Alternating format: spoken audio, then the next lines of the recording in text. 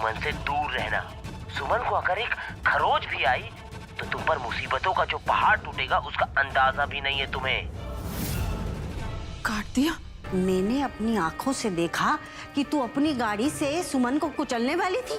अब मैं थारी पोल सबके सामने खोल दूंगी। जिस कश्ती में तुम छेद करने जा रही हो ना कलावती, उसमें तुम भी सवार हो। संजना, तुम्हें सुमन और रणवीर पे नजर रखनी होगी और पता लगाना होगा कि इन दोनों के बीच में प्रॉब्लम क्या है। थारी माँ हूँ, थारी भलाई के लिए कह रही हूँ।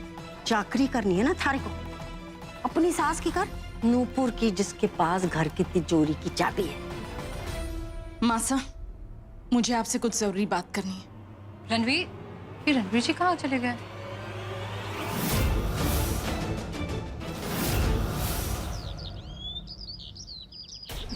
रवि जी, आप यहाँ क्या कर रहे हैं? मतलब आपको अगर घर वालों में से किसी ने देख लिया तो? कोई देखे या ना देखे, लेकिन मेरा तुम्हें देखना बहुत जरूरी था सुमन। तुम जानती हो,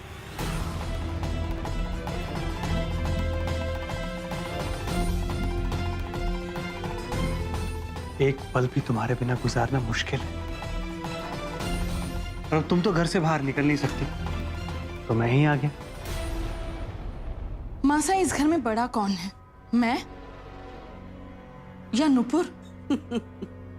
भाई, तुम अच्छी तरह से जानती हो कि तुम ही बड़ी हो, लेकिन हाँ, ये बात और है कि लगती नहीं हो। अब बैठो ना, बैठ के बात करते हैं। ये बात क्यों पूछ रहे हो तुम? मासा, भाभी जी अगर घर की जिम्मेदारी नहीं उठाना चाहती तो ये उनका फैसला है, लेकिन आपको नहीं लगता उनके बाद इस घर की जिम्मेदारी मेरे पास आनी चाहिए, ना कि नुपुर के पास?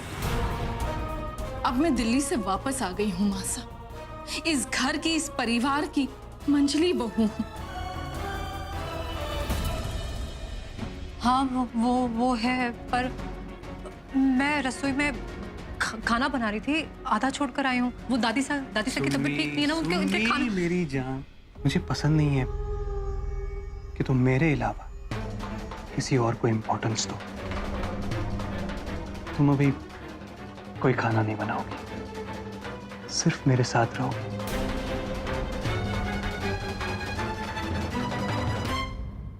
जान, तुम रणवीर से तो दूर रहती हो ना?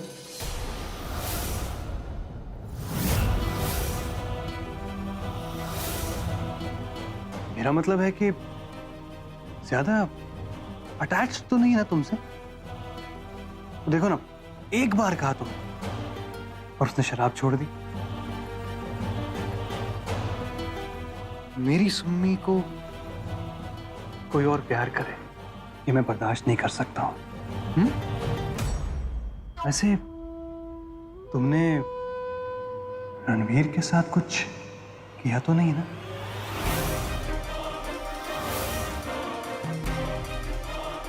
ये कैसा सवाल है आपका? तसल्ली कर रहा हूं जान कि मेरी सुम्मी अब तक सिर्फ मेरी ही है ना?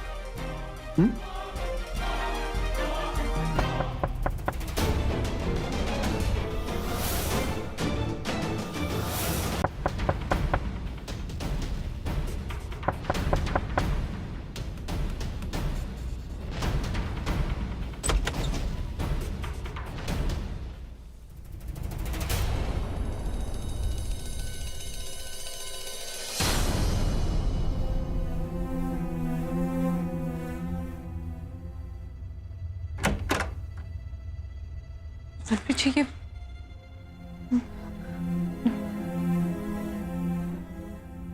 अच्छा, और रणवीर तुम आ गए। मैं बस सुम्मी से यही पूछ रहा था कि तैयारियां तो चल रही हैं ना, बस 7 दिन ही बचे हैं, फिर मैं और मेरी सुम्मी हमेशा साथ रहेंगे। क्या हुआ सुम्मी, खुश नहीं हो कि हम एक साथ होने वाले हैं? हाँ? खुश हो ना तुम? हाँ, मैं खुश हूँ, खुश हूँ मैं। लेकिन मुझे आपसे एक सवाल पूछना है कि आप इस तरह छिपकर क्यों मिलते हैं मुझसे, बिना बताए क्यों ले जाना चाहते हैं? मतलब सबको बता दीजिए ना, माँ साहब, आपकी दोनों बहनें ये जानकर खुश हो जाएगी कि आप जिंदा हैं। सुमी, मैंने तुमसे कहा था ना कि इस वक्त मैं तुम्हें कुछ नहीं बता सकता हूँ। लेकिन ऐसा क्यों है?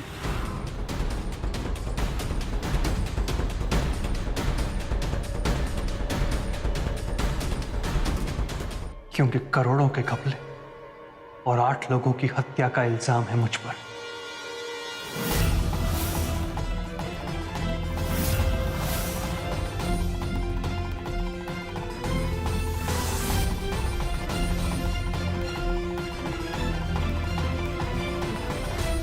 भाभी जी के बाद इस घर में मैं बड़ी हूं मासा, इसलिए तिजोरी की चाबी मेरे पास होनी चाहिए। बाप रे, अगर इस नागिन के हाथ में चाबी आ गई ना तो जी तुम्हारे को 2 दिन में घर से बाहर निकाल देगी। ये क्या कह रहे हैं आप? मैंने कुछ नहीं किया सुम्मी। तुम्हारा रवि कभी कुछ गलत नहीं कर सकता। मैं जिस फाइनेंस कंपनी में काम करता था, उस कंपनी के मालिक ने करोड़ों का घोटाला किया और सारे का सारा इल्जाम मुझ पर डाल दिया। जिन लोगों का पैसा डूबा, उनमें से एक फैमिली ने आत्महत्या कर ली और उस फैमिली में 8 लोग थे। मैंने बहुत कोशिश की अपने आप को निर्दोष साबित करने की, लेकिन सारे सबूत मेरे खिलाफ थे और इससे पहले कि पुलिस मुझ तक पहुंचती, मेरे पास कोई और चारा नहीं था। मैंने शिप्रा नदी में कूदकर अपने आप को मरा हुआ साबित कर दिया। और मेरी लाश किसी को मिली नहीं क्योंकि मैं जिंदा था। तुम्हें याद है सुमी, मेरे गायब होते ही जिस कंपनी के लिए मैं काम करता था वो कंपनी भी बंद हो गई। लेकिन जब हम आपके लिए मिसिंग कंप्लेंट लिखवाने गए थे तो पुलिस ने तो हमें आपके बारे में कुछ नहीं बताया। उन्होंने नहीं बताया कि आप पर घोटाले का इल्जाम है। और तो और इंदौर के किसी भी अखबार में इसके बारे में कभी कुछ नहीं छपा, ना ही इस बात का जिक्र हुआ।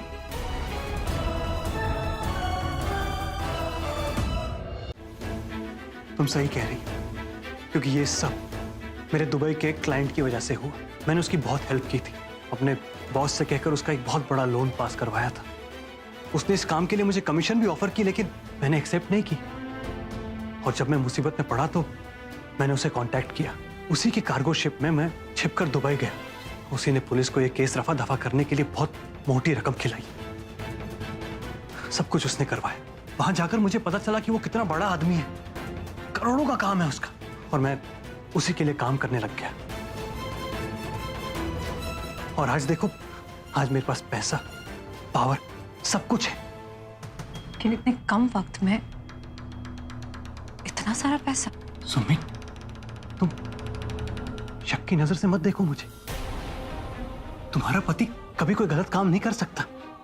मैंने कभी कुछ गलत नहीं किया। हमारा काम सिर्फ वसूली का है।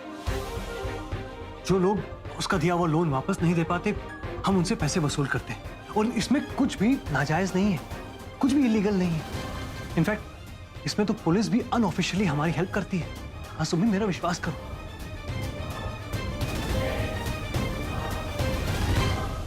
मुझे सोचने के लिए थोड़ा वक्त दो। ठीक है मासा, मैं आपके फैसले का वेट करूंगी, लेकिन अब से इस घर में मैं बड़ी बहू होने के अधिकार से रहूंगी।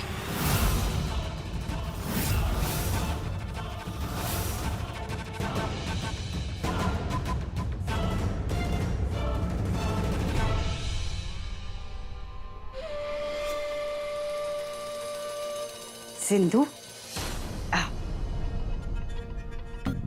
नाराज है के?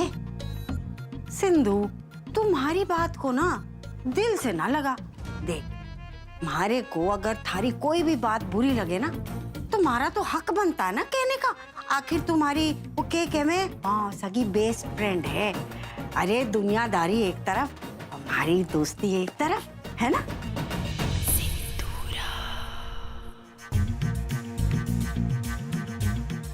अरे सिंधु, बताओ, इसकी आंखों से तो आग के गोले बरस रहे भाले रे। ये दिल पे ना ज्यादा ही ले ले वे बातों को।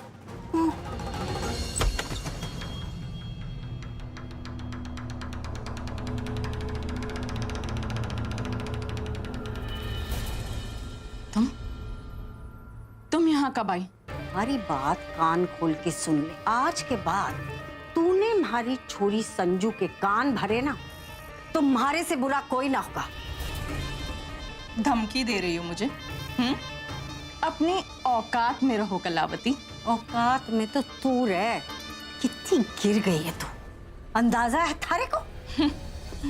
मैं जितना भी गिर जाऊं ना कलावती, लेकिन तुमसे नीचे नहीं गिर सकती। और तुम मुझे बताओगी कि मैं संजना से किस तरह से बात करूं, क्या बोलूं और क्या नहीं? भूल गई? उसका रिश्ता मैंने कराया है इस घर में। अगर मैं रिश्ता जुड़वा सकती हूं तो तुड़वाने में मुझे वक्त नहीं लगेगा। थोता चना बाजे घना। अरे तू क्या कर लेगी? पहले ना मैं थारा लिहाज करती थी, क्योंकि हमारे को ये गलत फहमी थी कि तू इतने बड़े खानदान की बहू है। पर इस घर में आते ही थारी औकात पता चल गई। इस घर की असली मालकिन तो थारी देवरानी मारी समधन नूपुर है, जिसके पास इस घर की तिजोरी की चाबियां हैं। थारे पास क्या है? ठन ठन गोपाल। और जे मत भूल कि नूपुर मारे और मारी छोरियों की मुट्ठी में। बताओ, जे मारे को पता होता कि सिंधु बात का इतना बतंगड़ बना देगी तो मैं इस नागिन को छेड़ती ना। बताओ। और तुमसे दूर रहकर सुम्मी मैं जी नहीं पा रहा था। मैं हर पल यही सोचता था कि कब मैं और मेरी सुम्मी एक साथ होंगे। लेकिन फिर यहाँ के नए एसपी ने वो केस रीओपन कर दिया और न चाहते हुए भी मैं वापस नहीं आ पाया। लेकिन हर वक्त मैं इसी कोशिश में लगा रहता था कि कुछ भी करके तुम्हें, वीर को और मासा को अपने पास बुला लूं। लेकिन ऐसा हो नहीं पाया। और फिर मैंने ये खबर सुनी कि लाडो और संजू का रिश्ता पक्का हो गया, और वो भी इंदौर के सबसे बड़े घर में। मैं कितना खुश था। और फिर मुझे पता चला कि उसी घर के सबसे छोटे बेटे के साथ तुम्हारी शादी तय हुई है। सुमित, मेरे तो पैरों तले जमीन ही निकल गई। मुझे समझ नहीं आ रहा था कि मेरे साथ क्या हो रहा है। सुमी, तुम सिर्फ मेरी हो। मैं सब कुछ बर्दाश्त कर सकता हूं सुमी, लेकिन ये नहीं बर्दाश्त कर सकता मैं। बहुत तड़पा हूं मैं सुमी, तुम्हारे लिए, अपने बेटे वीर के लिए। जरा सोचो, कितना अभागा बाप हूं मैं। अपने बेटे का बचपन देख नहीं पाया मैं। उसका वो पहला कदम, पहली बार घुटनों के बल खड़े होना, उसका पहली बार पापा बोलना, कुछ भी सुन नहीं पाया, कुछ भी देख नहीं पाया मैं। सुमी, वीर कहाँ है? मैं उसे देखना चाहता हूं, मिलना चाहता हूं उससे। वो तो अभी स्कूल गया है। आज उसके स्कूल में फंक्शन है, तो वो रात को ही लौटेगा। अच्छा, हाँ, तो ठीक है, मैं इंतजार करूंगा उसका। मतलब आप पूरा दिन यहीं रहेंगे? हाँ सुमी, मैं यहीं रहूंगा तुम्हारे साथ।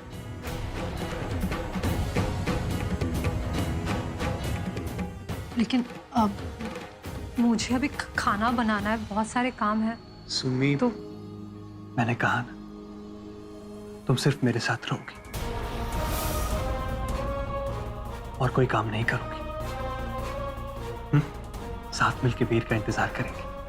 Ranveer, don't take me wrong, लेकिन मैं बस वीर से मिलना चाहता हूँ। सुमन, मैं एक काम करता हूँ, मैं नीचे जाके दादी साहब को बोल देता हूँ कि तुम्हारी तबीयत खराब है। इससे आप दोनों को कुछ वक्त मिल जाएगा साथ में बिताने के लिए। नहीं, अगर तुमने ऐसा कहा तो घर वालों में से कोई ना कोई सुमन से मिलने ऊपर आ जाए।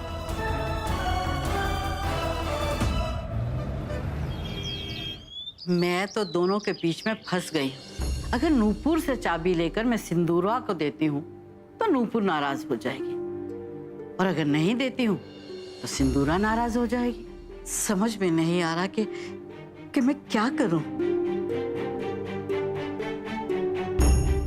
एक रास्ता है मासी, इन दोनों में से किसी को भी ना दी जाए, बल्कि दोनों को इस जिम्मेदारी से ही मुक्ति दे दी जाए। ये सही बात कही तूने। हमें तिजोरियों की चाबी और इस घर की जिम्मेदारी तीनों नई बहुओं में से किसी एक को देनी चाहिए। हाँ मासा। लेकिन किसे? जी ख्याल से मत भूल पड़ी, मैं जानती हूं तू किसका नाम लेगी। मैं तीनों नई बहुओं को बराबर का मौका देना चाहती हूँ।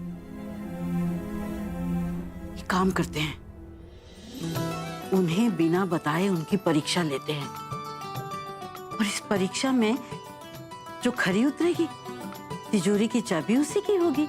हाँ मासा, ये एकदम सही रहेगा। मम्मी जी, आपने मुझे बुला। सॉरी सॉरी सॉरी सॉरी, लेकिन आप उल्टा क्यों चल रहे हो? सामने क्यों आ गई? क्यों, क्या हुआ? छोरी, हमारे ग्रह उल्टे चल रहे हैं, इसीलिए हमें भी उल्टा चलना पड़ेगा। और अभी अभी हमने तेरा राशिफल भी पढ़ा, तेरी कुंडली में कोई एक ग्रह उल्टा चल रहा है, और वो तेरी जिंदगी में बहुत सारी समस्याएं लेकर आने वाला है। अब मैं क्या करूंगी मम्मी जी? तू उल्टा चल। जी? क्या उल्टा?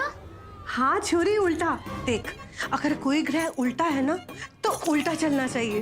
वो शेर तो तू सवा शेर, लोहे को लोहा काटता है। हाँ, पर मम्मी जी मैं तो कभी उल्टा चली ही नहीं। हम जानते हैं छोरी, ये सब तो उपाय है, ऐसे थोड़ी ना कोई उल्टा चलता है। अच्छा, थोड़ा कठिन जरूर होता है, पर हमारे साथ रहेगी ना तो धीरे धीरे आदत हो जाएगी। बस उल्टा पलट जा।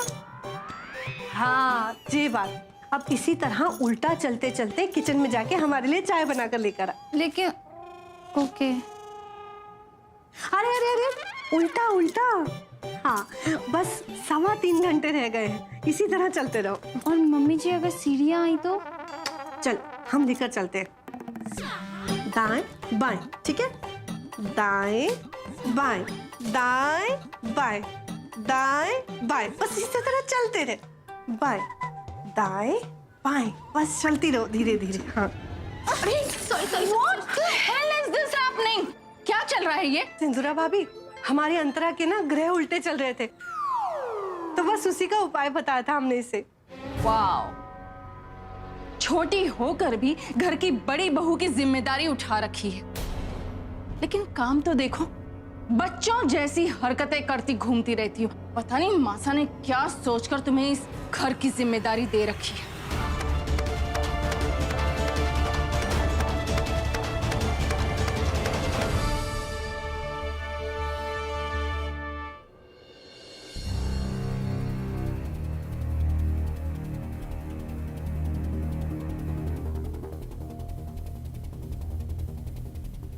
दादी सा के दवाई का वक्त हो गया है और अब तक उनके लिए खाना भी नहीं बना है, तो मैं जल्दी से जाके उनके लिए खाना बना लेती हूँ। सुम्मी, मैं इतना रिस्क लेकर यहाँ आया हूँ सिर्फ तुम्हारे लिए,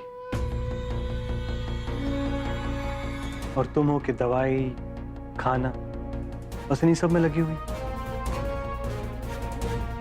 अब सुमन, मैं एक काम करता हूँ, मैं नीचे जाके दादी साहब को बोल देता हूँ कि तुम्हारी तबीयत खराब है और तुम सो रही हो। इस वजह से तुम्हें कोई डिस्टर्ब करने भी नहीं आएगा, और कम से कम दादी साहब के लिए कोई खाना तो बना लेगा। ये तुमने बिल्कुल सही कहा रणवीर।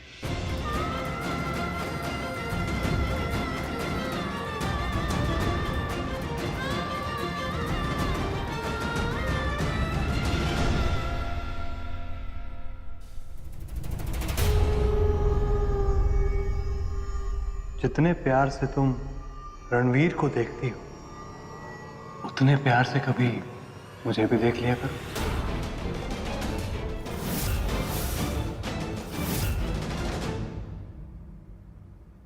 अरे भाई सुमन कहाँ है? मेरे मलाई कोफ्ते तैयार हुए कि नहीं? दादी सर, सुमन भाभी तो किचन में है ही नहीं। वो एक्चुअली रणवीर जी ने सुबह उन्हें किसी काम से बुलाया था और उसके बाद तो वो किचन में आई ही नहीं। उसकी इतनी हिम्मत, कहने के बावजूद भी खाना नहीं बनाया। देखती हूँ मैं। अरे मंजली, रहने दो बेटा, कोई बात नहीं। नहीं मासा, आप कुछ मत बोलिए। गलती गलती होती है, चाहे किसी भी बहू ने की हो। मैं देखती हूँ।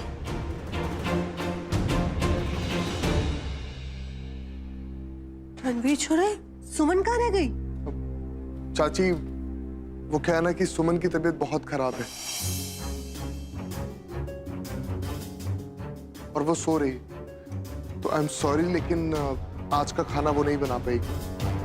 अरे रे छोरे, सिंदूरा भाभी अभी अभी ऊपर गई है सुमन के पास।